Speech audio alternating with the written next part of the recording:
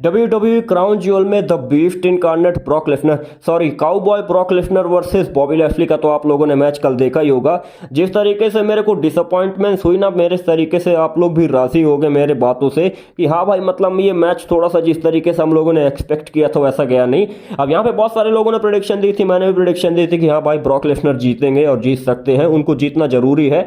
3 matches उन्होंने हारे हैं इस बार 2022 में, तो यहाँ पे उनको जीतना जरूरी है और ब्रॉक लेसनर जीते भी। लेकिन यहाँ पे ऐसा लगता है कि भाई ब्रॉक लेसनर के फैंस के साथ बहुत ही बड़ा धोखा कर दिया WWE ने, क्योंकि देखो यहाँ पे ब्रॉक लेसनर जीत से ज्यादा डिजर्व करते हैं अपने पुराने कैरेक्टर में। जिस तरीके से वो मोमेंटम लेके आया करते थे वो मोमेंटम मेरे को दिखा नहीं।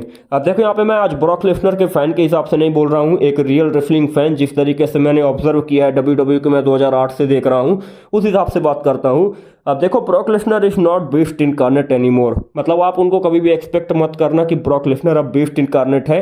वो वाला दौर शायद तक ब्रॉक लेसनर का जा चुका है। क्योंकि यहाँ पे मैं एक इंटरव्यू देख रहा था पैट मैकैफे का, मैंने कल रात को ही देखा था क्राउन ज्यूल के पहले, जहाँ पे मैंने ब्रॉक लेसनर का 45 मिनट का इंटरव्यू देखा और वहाँ पे एक पॉइंट में ब्रॉक लेसनर ने कहा कि भाई अब मैं 45 साल का हो चुका हूँ और मैं चीज़ों को थोड़ा सा ईजिली देखता हूँ, मैं उस तरीके से हार्ड ट्रेनिंग नहीं करता हूँ और यहाँ पे मैं ज़्यादा एक्सपेक्ट नहीं करता हूँ। इस करियर में मैं अपने इंजॉय कर रहा हूँ जो भी मेरे को ऑफर किया जा रहा है। तो अब हालांकि उस वक्त विंस मैकमैन हुआ करते थे और आप लोग जानते हो कि भाई विंस मैकमैन के कितने ज़्यादा फेवरेट थे ब्रॉक लेसनर, दोनों ही एक दूसरे को बहुत ही ज़्यादा पसंद किया करते थे। अब देखो 2018 में ब्रॉक लेसनर हारना चाहते थे रोमन रेंस के खिलाफ, लेकिन उस वक्त क्योंकि WWE के चेयरमैन विंस मैकमैन थे तो रेसलमेनिया में ब्रॉक लेसनर को जिता दिया गया। और भाई जीतने के बाद ब्रॉक लेसनर ने चैंपियनशिप विंस मैकमैन के मुंह पे फेंक दी थी, वो वाला वीडियो आप लोगों ने देखा होगा। लेकिन इतने के बाद भी विंस मैकमैन इतना पसंद करते थे ब्रॉक लेसनर को कि भाई ना तो उनको फायर किया, ना तो कंपनी से बाहर निकाला, ना ही उनकी चैंपियनशिप ली, आगे भी जाके वो चैंपियनशिप डिफेंड करते थे। तो मतलब विंस मैकमैन इतना पसंद करते थे और मेरे को ऐसा लगता है कि भाई विंस मैकमैन की बुकिंग ब्रॉक लेसनर के हिसाब से ज़्यादा अच्छी रहती थी। अब देखो ट्रिपल एच ने तो एक ही मैच में शायद तक ब्रॉक लेसनर को बुक किया है, लेकिन यहाँ पे मेरा ऐसा मानना है कि भाई ट्रिपल एच जिस तरीके से चीज़ों को देखते हैं ना, ब्रॉक लेसनर को बुकिंग्स विंस मैकमैन ने ज़्यादा अच्छी दी थी। अब ये तो देखना होगा कि भाई रेसलमेनिया में बॉबी लैशली के साथ अगर इनका रीमैच होता है तो किस तरीके से बुकिंग्स की जाती है। लेकिन यहाँ पे हम थोड़ा सा इस मैच के बारे में बात करते हैं। ये वाला मैच मेरे को थोड़ा सा डिसअपॉइंटमेंट जैसा लगा। मतलब मैं चाहता हूँ कि हाँ, मतलब बॉबी लैशली से गुड सुपरस्टार, बॉबी लैशली की बॉडी बहुत ही ज़्यादा अच्छी है, बॉबी लैशली डिजर्व करते हैं अच्छा जीतना, लेकिन उनके सामने कौन सा सुपरस्टार है भाई? The beast incarnate Brock Lesnar. अब सॉरी मैं बार बार बीस्ट इनकार्नेट बोल रहा हूँ क्योंकि मेरी आदत हो गई है, ब्रॉक लेसनर बीस्ट इनकार्नेट नहीं रहे। क्योंकि भाई देखो बीस्ट इनकार्नेट का मतलब होता था कि भाई जिस तरीके से सुप्लेक्स मारते हैं, अपने अपोनेंट्स को एकदम तोड़ के रख देते हैं, वैसा नहीं था।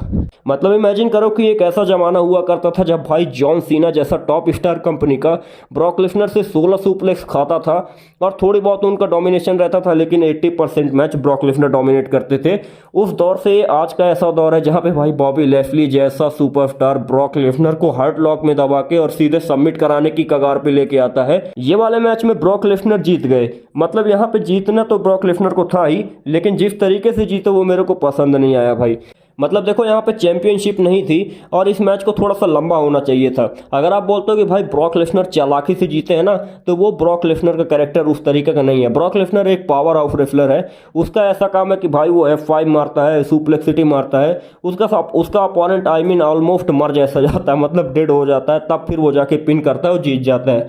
लेकिन यहाँ पे ऐसा नहीं था। यहाँ पे पिन करने के बाद फिर बॉबी लैशली ने एक बार फिर से अटैक कर दिया ब्रॉक लेसनर के ऊपर और यहाँ पे हर्ट लॉक का कोई भी जवाब नहीं था ब्रॉक लेसनर के पास, मतलब वो रिंग के रोप के बगल में पड़े हुए थे। उसके बाद ब्रेक आ जाता है और फिर दूसरा मैच शुरू होता है। तो ओवरऑल जब मैंने देखा ना इस चीज़ों को, इन सभी चीज़ों को देखा, तो मेरे को एक चीज़ रियलाइज हुआ कि भाई मतलब WWE अब उस तरीके से ब्रॉक लेसनर को नहीं देखती। अब आप यहाँ पे अगर ऐसा कहोगे कि भाई रेसलमेनिया में इन दोनों का मैच होना है और रेसलमेनिया तक एक स्टोरी लाइन जाएगी, तो भाई वो अगले साल अप्रैल तक है, तो क्या अप्रैल तक ब्रॉक लेसनर को आप इस तरीके से बुक करने वाले हैं? मेरे को ये समझ में नहीं आता है। यहाँ पे ये क्राउन ज्यूल का ही मैच था जो कि ब्रॉक लेसनर के इस साल का लास्ट मैच था, और यहाँ पे अगर ये ब्रॉक लेसनर चीज़ें कुछ अच्छे तरीके से खत्म करते ना, मतलब WWE कुछ अच्छे तरीके से अगर ब्रॉक लेसनर को बुक करते, तो यहाँ पे फैंस एटलीस्ट ये एक्सपेक्ट करते कि हाँ भाई मतलब ब्रॉक लेसनर अभी भी उतना ही ज़्यादा बेहतरीन है। रोमन रेंस के साथ तो थोड़ा सा अलग चीज़ है कि भाई देखो रोमन रेंस एक टॉप स्टार है तो उसका जीतना बहुत ही ज़्यादा ज़रूरी है, और वहाँ पे उनके पास ब्लड लाइन है। तो मतलब एक लोग है अपोनेंट रोमन रेंस का, उसके साथ 4-5 लोग मिल के लड़ते हैं।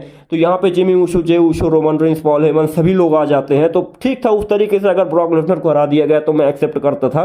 लेकिन यहाँ पे अगर मैं फैन के हिसाब से बात करूँ तो भाई मैं टोटली डिसअपॉइंटेड हूँ। मतलब मैं बॉबी लैशली को हेट नहीं करता, लेकिन मैं ऐसा मानता था कि भाई ब्रॉक लेसनर अगर 1-on-1 मैच लड़ रहा है ना, तो इमेजिन करो सर्वाइवर सीरीज में एजे स्टाइल्स के खिलाफ कितना बेहतरीन मैच था।